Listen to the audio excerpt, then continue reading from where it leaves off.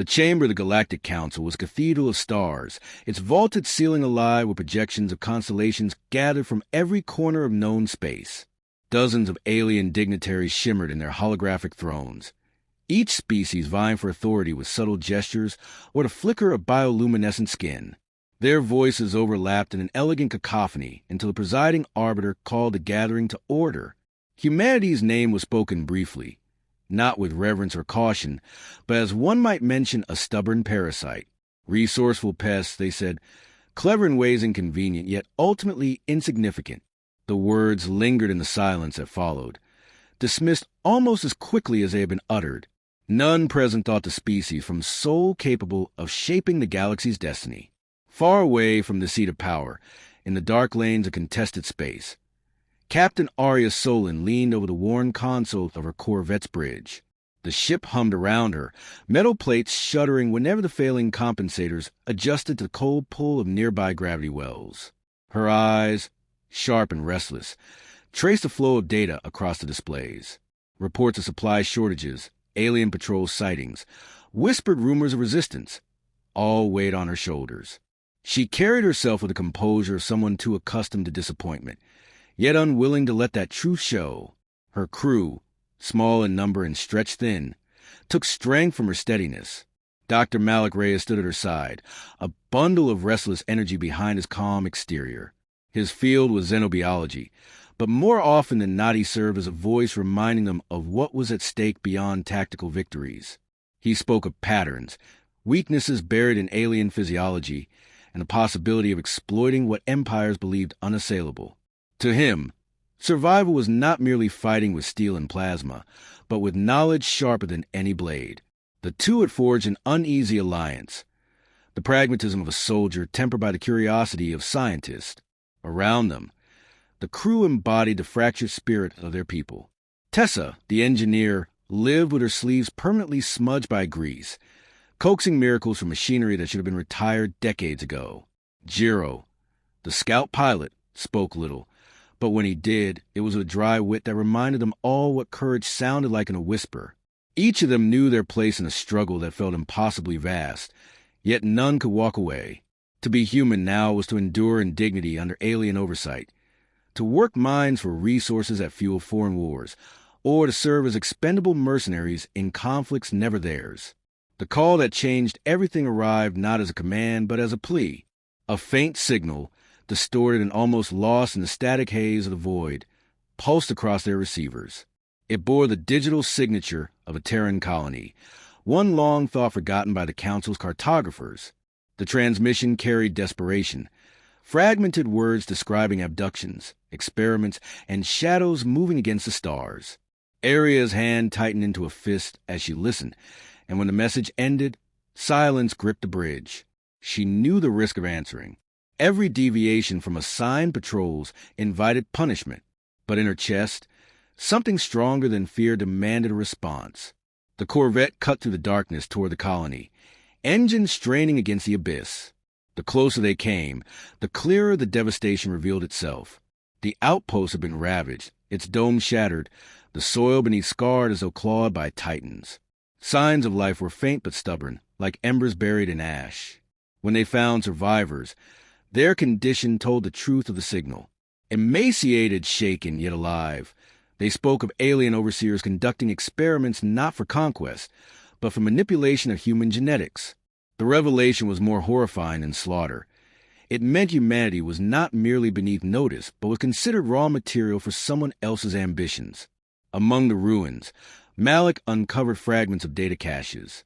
They bore encryption patterns too intricate for colonists, and within them he detected threads of intelligence on alien dependence. Automated fleets, surveillance drones, supply distribution nodes, all ran on centralized networks designed for efficiency, but vulnerable to disruption. It was not a weapon yet, not even a plan, but it was a seed of possibility, something that smelled faintly of hope. He brought the discovery to Arya with eyes alight, the expression of a man who had glimpsed the edge of a path through the storm. The colony evacuation was swift and brutal. Alien patrols converged faster than expected, forcing Jiro into daring maneuvers that scraped them past the jaws of annihilation. Tessa cursed the engines into holding together long enough to jump clear, the hull groaning as though protesting every kilometer. When the stars finally steadied and the alarms dulled to silence, the survivors huddled in the cramped holds, their eyes wide with both fear and something that resembled faith. These strangers had risked everything for them. That was the spark rebellion fed upon. In the quiet that followed, Arya convened her crew, her voice, low but unwavering, carried through the narrow corridors. She spoke of what they had seen, of the cruelty inflicted upon their people, of the data Malik had uncovered. "We've been called pests," she said, her tone a blade honed on years of restraint. "They believe us too small to matter, too fragile to fight. Let them, because it is in the places they do not look that fires are lit." Her words carved something permanent into the hearts of those who listened. For the first time, her crew did not see themselves merely as survivors, but as the beginning of something larger. Meanwhile, in the halls of the council, the intercepted reports of human defiance spread like cracks through polished stone. The Arbiter, upon hearing of an entire colony saved from eradication, declared humanity guilty of insurrection. Orders were issued in cold precision. Fleets would be mobilized, colonies purged, and every ember of resistance extinguished. Among the alien strategists, debate flickered. Was such force even necessary against a species so weak? But fear is a seed that grows quickly in the soil of arrogance, and the decision was made. Back aboard the Corvette, Arya stared into the stars beyond the viewport, the endless dark now feeling less like a void and more like a battlefield waiting to be claimed. Her knuckles whitened against the railing as she whispered to herself a promise no council could hear. Humanity would not be erased, not while she still drew breath. And as the engines roared to life, carrying them toward the uncertain storm ahead, the galaxy shifted imperceptibly, unaware that the story it thought already written had only just begun. That's Section 1, 1,000 words, focused, character-driven, with a clear central conflict, humanity dismissed yet defiant. Would you like me to continue immediately with Section 2, or pause here, so you can review and tweak tone/style before I build further? The rescue of the colony did not remain a secret for long. Word spread along the hidden channels of smugglers and traders, carried in hushed voices across refueling stations, and coded signals stitched into ordinary traffic. Humanity, once thought incapable of resistance, had defied their overseers and won. It was not a decisive victory, more a flicker than a flame, but in the bleakness of oppression, even a spark could feel like a sunrise. Captain Arya Solon knew what it meant.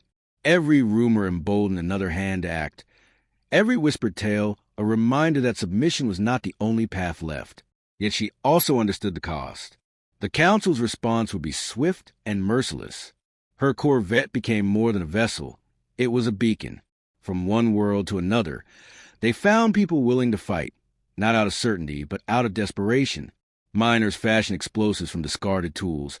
Smugglers surrendered maps of hidden routes, and scientists shared fragments of knowledge gleaned under alien surveillance. The beginnings of a resistance coalesced not through careful planning, but through necessity and shared rage.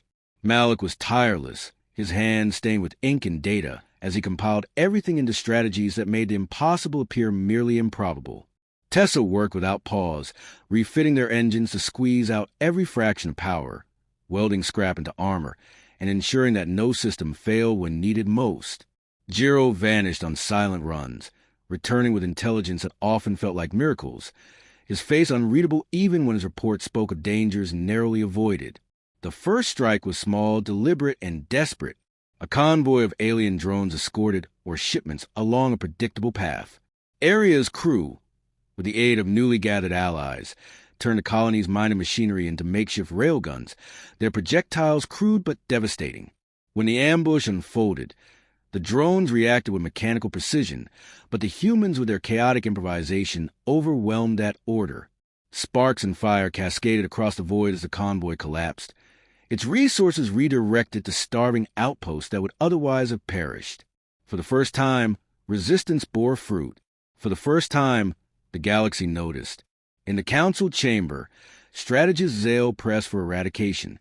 Tall and angular, his presence was a study in restrained menace. He argued not of honor or pride, but of efficiency. Pests left unchecked spread uncontrollably. Others dismissed as urgency, Certain humanity lacked the strength to sustain rebellion. Zale's voice carried, deliberate and patient, as he described their unpredictability, their refusal to adhere to rational patterns.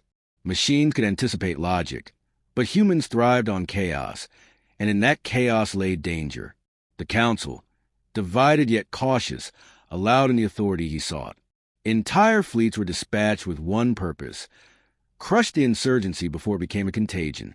The weight of those fleets soon pressed upon Arya and her allies. Patrol routes thickened with hostile signatures. Surveillance drones prowled with sharper eyes, and whispers of infiltration gnawed at their tenuous network. Every move became a gamble. Every strike balanced between triumph and annihilation. Yet the humans adapted. They turned abandoned asteroids into launch sites, rerouted communication signals through decoy satellites, and used their very weakness as camouflage. A single corvette could vanish where a massive fleet could not. Malik's research yielded more unsettling truths. The alien physiologies would depend on rare mineral supply through fragile trade arteries. To choke those arteries would not merely inconvenience them. It would unravel their endurance. With this knowledge, Arya orchestrated a series of strikes unlike any before. They sabotaged refineries, crippled transports, and redirected critical supplies into hidden caches. Each act was not only resistance but revelation. The Empire was not invincible. It was brittle beneath the weight of its own arrogance. The victories came with a price. Jiro's scouting run ended with his ship scorched, his survival measured in breath stolen from a vacuum before rescue. Tessa lost her voice for days after smoke inhalation during a desperate repair. The survivors they sheltered wept not only for their suffering, but for the knowledge that every triumph invited retaliation tenfold. The retaliation was swift. A dreadnought descended upon one of the fledgling strongholds, its weapons scouring the surface until the earth itself bled fire. Arya could only watch from the edge of the system. Too far to intervene, too close to ignore the screams that carried across open channels. Guilt settled in her chest like stone, but Malik's hand on her shoulder reminded her of the larger war. "We cannot save everyone," he said, his voice hoarse yet steady. "But if we falter, we will save no one at all." The dreadnought became the symbol of inevitability, the weight of empire embodied in steel and silence. Yet it also became the site of a gamble. Arya led a desperate mission, her corvette and a handful of allies darting into its shadow. They were gnats against a titan, their weapons laughable against its armor, yet Malik's discovery of a hidden vulnerability guided their hand. The ship's reliance on centralized AI rendered it susceptible to intrusion. With Tessa's fingers racing across consoles and Jiro piloting with reckless abandon, they unleashed a storm of interference. The dreadnought system spasmed, its weapons turned inward, and for one breathtaking moment, the impossible occurred. The Titan fell. The explosion rippled across the void, shards of alien steel tumbling into orbit, its ruin a monument to defiance. Across human channels, celebration erupted. Survivors spoke of hope with trembling voices, daring to believe survival was no longer a distant dream. But Arya, staring at the wreckage, felt no triumph. She knew the cost of humiliating an empire. The Council would not simply retaliate. They would commit to extermination. Zale's arguments had been vindicated, his warnings sharpened into blades. Humanity had proven itself dangerous, and in doing so, had painted a target so vast no shadow could hide it. In the silence of the bridge, as her crew exhaled exhaustion and disbelief, Arya's resolve hardened. They had shown the galaxy that humans could wound giants. The question now was whether they could survive the storm that such wounds invited. Beyond the viewport, the stars glittered cold and indifferent, and in them she read the truth. This was no longer survival. This was war. That Section 2, 1,000 words, focused on the escalation, key battles, and alien counter-response, ended with the dreadnought's fall and the looming threat of total extermination. Do you want to move directly into Section 3, the final stand, or would you like to just tone/pacing before I draft conclusion? The Drekken fleet was gone, scattered into silence, but the echoes of the battle lingered like smoke in the minds of every survivor. Human ships drifted in orbit above the scarred world of Aresh, their hulls torn, patched, and carbon-scorched, yet still shining with the impossible fact of victory. Captain Elena Ruiz stood at the viewport of the Dauntless, watching as alien vessels, the ones who had refused to fight, now moved in to collect the wreckage and honor the fallen. Her reflection on the glass looked older than she remembered, as if the battle had carved lines in her face that no amount of rest would smooth away.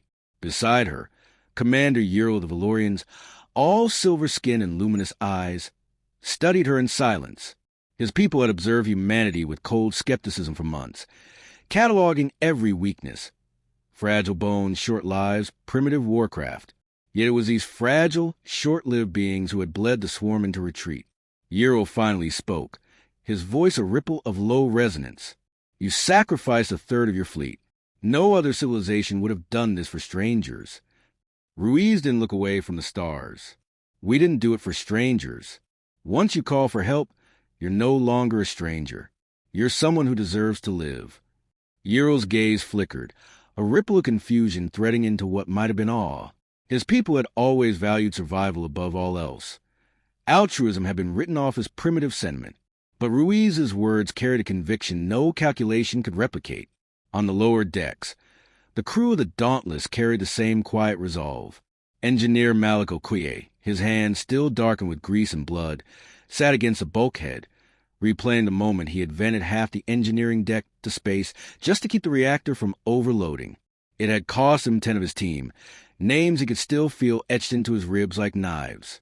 Yet when the ship steadied, when the reactor hummed back to life, he had whispered through clenched teeth, "Worth it." Elsewhere, Navigator Sarah Vance stared at the star maps, seeing the swarm's retreating signatures dissolve into static. She should have felt triumph, but instead she felt only the weight of absence where ships and voices had once been. Humanity had won, yes, but at a price the galaxy seemed incapable of grasping. The alien coalition convened days later aboard the Valerian Citadel, a colossal station carved from crystalline rock and girded with light. Representatives of half a dozen species gathered in its vast chamber.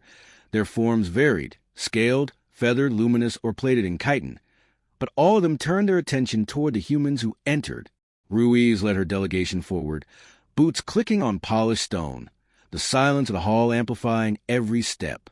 She carried no elaborate robes, no symbols of authority, only the uniform scorched from battle, and a face that had not forgotten grief. The council spoke in measured tones, their words deliberate and slow, but their questions all bled into the same vein. Why? Why risk annihilation for people you barely knew? Why throw fragile lives into a storm older civilizations had long feared? Ruiz answered without hesitation. Because survival without meaning isn't survival at all. We don't fight because we're the strongest or the smartest. We fight because life matters, even if it isn't ours. Her voice carried, low and unadorned, yet it struck through the chamber with the sharpness of a blade. The counselors murmured, some shifting uneasily, others lowering their eyes. They had seen the swarm driven back not by overwhelming strength, but by defiance that bordered on madness.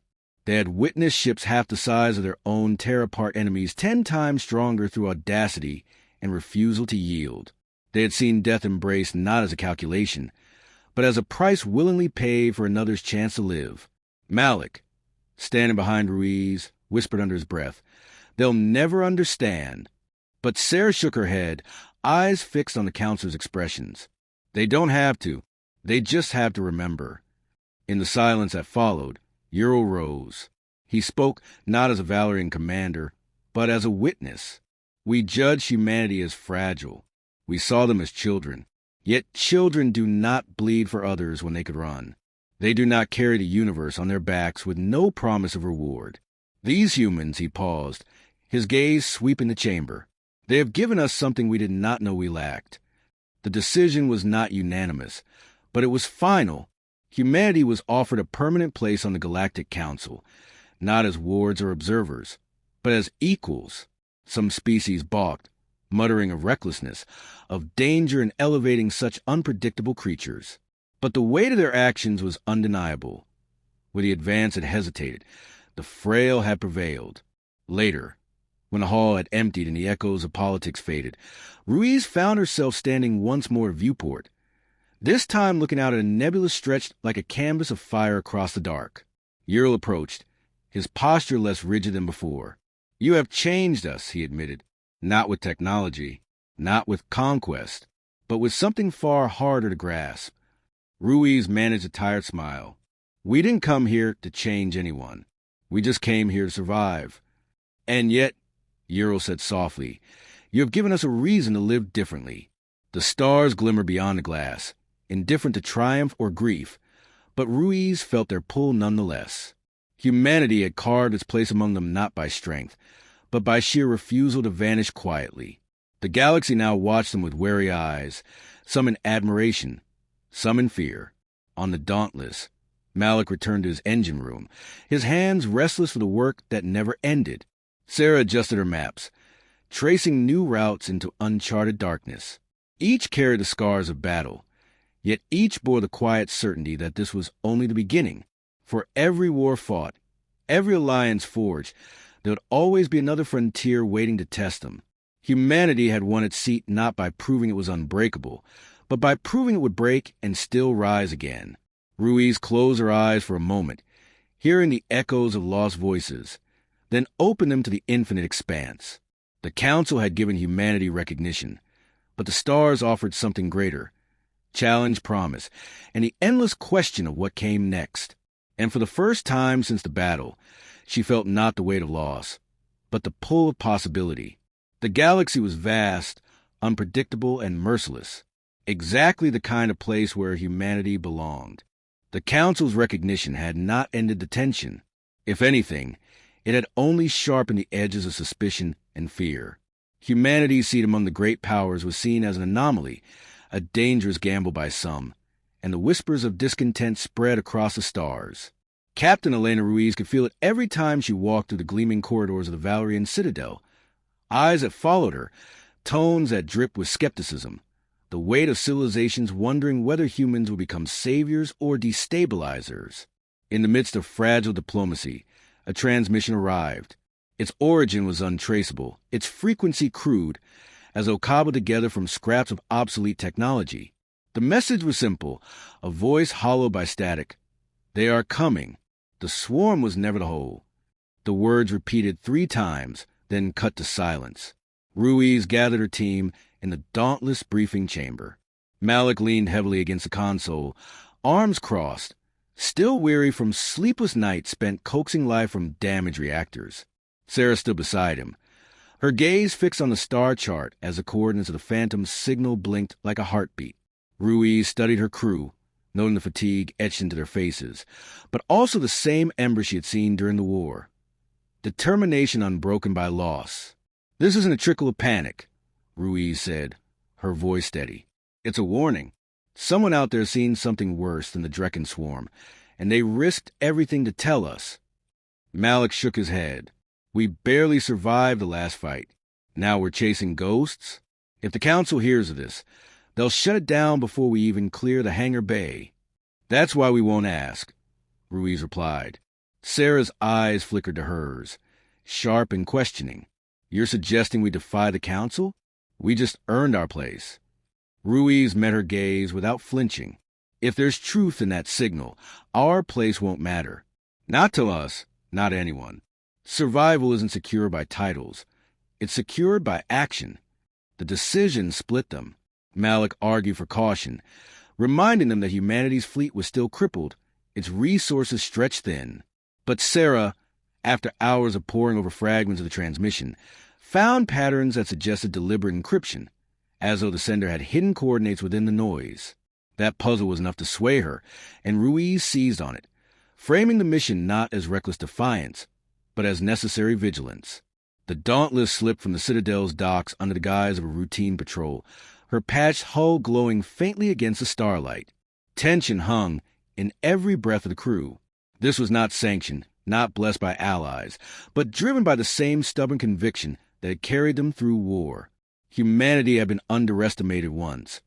But this time, the risk came not from ridicule, but from the possibility of betrayal. Hours into their journey, the ship entered a sector marked dead space on every map. No trade routes crossed it. No colonies thrived there. It was a void avoided by even the boldest explorers. Yet at its heart pulsed a beacon, faint and erratic, the same frequency as the anonymous message. Sarah's hands danced across the controls, narrowing in on the signal until a derelict structure emerged from the dark, a station, ancient and broken, its silhouette torn apart as though by claws too vast to imagine. Ruiz ordered the ship closer.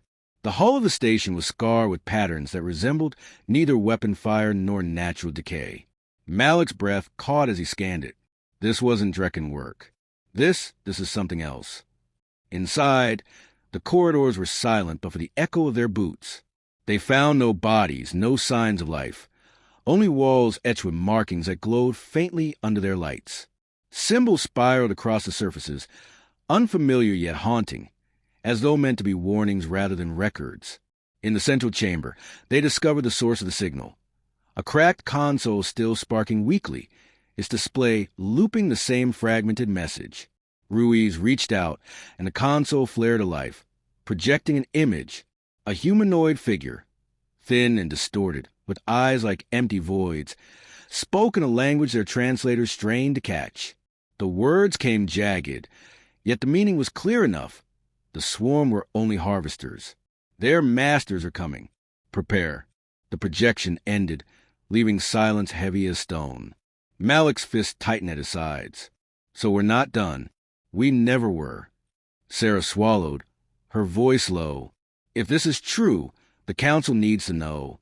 But if we bring it to them, they'll bury it to protect their fragile balance. Ruiz felt the weight of command settle on her shoulders, heavier now than in war. They had been celebrated as heroes, given a seat among giants. But in this hollow station, among warnings carved into the walls of the dead, she understood the truth. Humanity's fight was only beginning, and the galaxy was still blind. She turned to her crew, her voice quiet but unyielding. We face one impossible enemy already. If there's another coming, then we'll face them too. Not because we're ready, not because we're strong, but because no one else will until it's too late. That's who we are. No one argued. The silence that followed was not agreement born of certainty, but of shared inevitability. They would carry this burden because they must, even if it shattered the fragile peace they had bled to achieve. The Dauntless departed the station, its engines cutting a pale trail across the dark. Behind them, the ruined outpost fell back into silence, its warnings left unheeded by all but a handful of humans. Ahead stretched the unknown, vast and unyielding, carrying with the promise of threats too great for even imagination. Ruiz watched the stars through the viewport, their cold fire reflecting in her eyes. She felt a familiar ache of exhaustion, the echo of grief, but also the steady beat of defiance. The war had given humanity a voice. What lay ahead would test whether that voice could rise above fear. And in the stillness of the bridge, as the crew prepared for the long journey home, Ruiz knew with unshakable clarity. The true conflict had only just begun.